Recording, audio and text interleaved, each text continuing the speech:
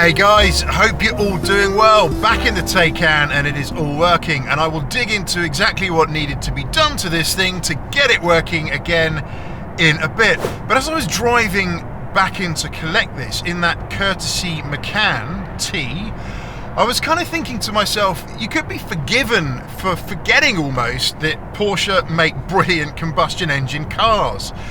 They've gone so hard on the EV thing right now. They've really gone too hard and starting to pivot back already, right? Recognition at a board level and head starting to roll that maybe the strategy is too EV too soon, right? And it's time to kind of roll back, because the combustion engine cars that they make are brilliant. That McCann, it drives superbly, way beyond a car should, that is that size and stature on the road. It really handles like something that is far smaller, and yeah, it's only got that lowly little 4-pod engine, but it's not too bad.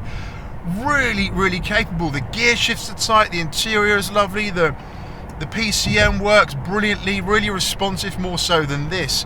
So many great things to talk about with that car, and that's what Porsche do.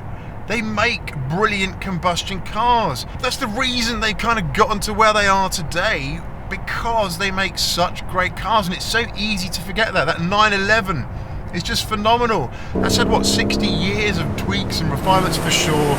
Still issues going wrong, like windscreens falling out of the RSs or whatever, but yeah, it does really push forward just how good Porsche are at making combustion engine cars.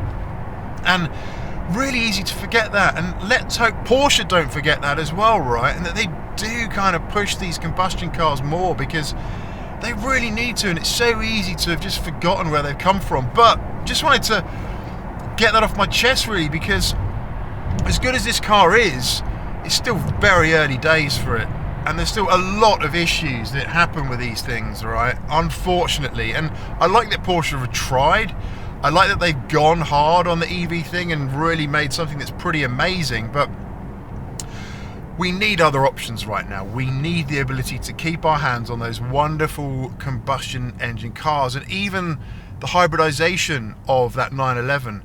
I haven't watched the video yet, but I know Harry Metcalf recently released a video on the hybrid 911 that has just been released, and the headline seemed to say that it wasn't really necessary or that great, but I need to watch the video. But it'd be interesting to see what his thoughts are on that. But this car now working again, but for how long?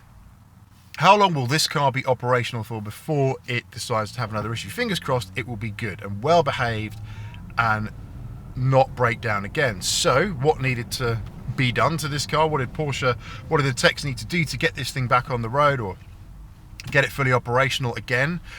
Well, unfortunately, yes, the heater module, the HV heater module, had packed up. And that was the module that was replaced roughly around the same time last year, I believe, with what was supposedly a new model, a refined and improved unit designed specifically to resolve the issues that were happening with the old units. But reading a few articles on the forums, it transpires that there might have still been a few old units that were floating around out there, purely due to supply issues.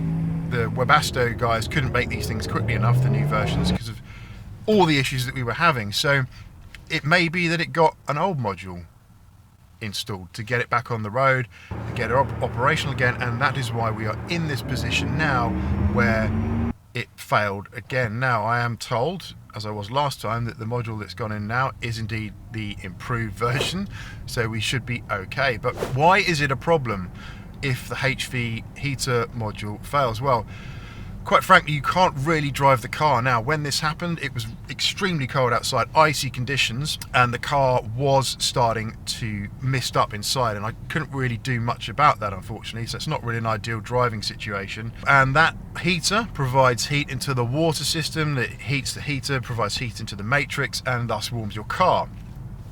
That breaks. It really isn't a good situation. I don't think it matters during the summer, no one's going to care, but they always seem to go wrong during winter when they get the most use and when the temperature is the coldest. So yeah, that had failed, and We got the car recovered and brought in. It went in on the back of a flatbed, Ravenscroft Motors, lovely lady that I was chatting to all the way, and in the front of that truck, which was quite good fun actually, not something you normally do on a Saturday morning. But it was recovered and then brought back into Porsche HQ in Guildford, newly developed, rebuilt Porsche HQ with service bays all up and running, which is great to see. It looks like capacity is right up, whereas previously they were struggling significantly.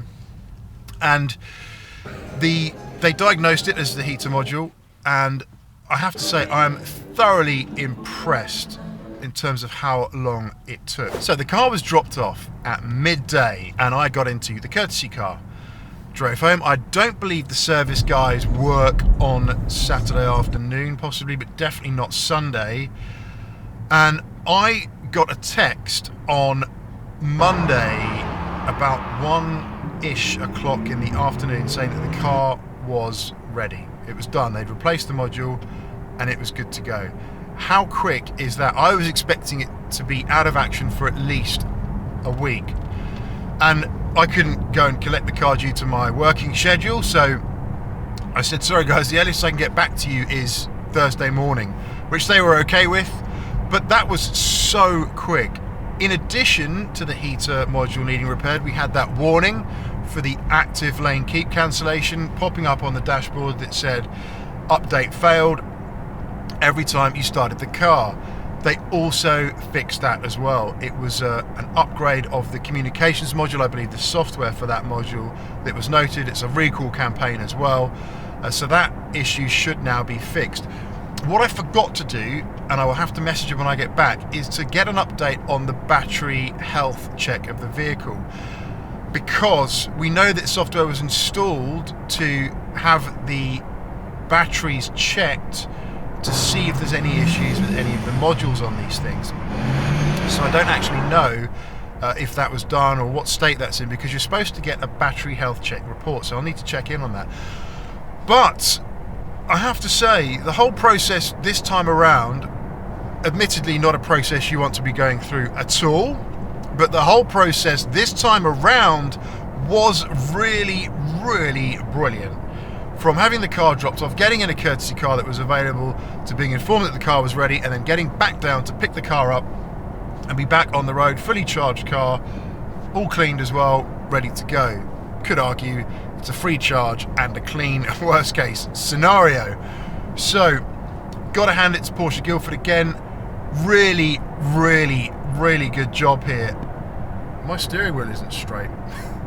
Just noticed this just now. Yeah, that's a tracking issue, isn't it? I'll have to get that looked at maybe. Yeah, we've got a slight offset on the wheel there. Another little thing to be checked. Right, so that's it for this one. I just wanted to update you. Kudos to Porsche Guildford. Really, really good job. Really fantastic job with this car. And I will keep you posted. Any more updates on this thing that happened. Thanks very much for watching. Do stay safe. Stay well. See you on the next one. And bye for now.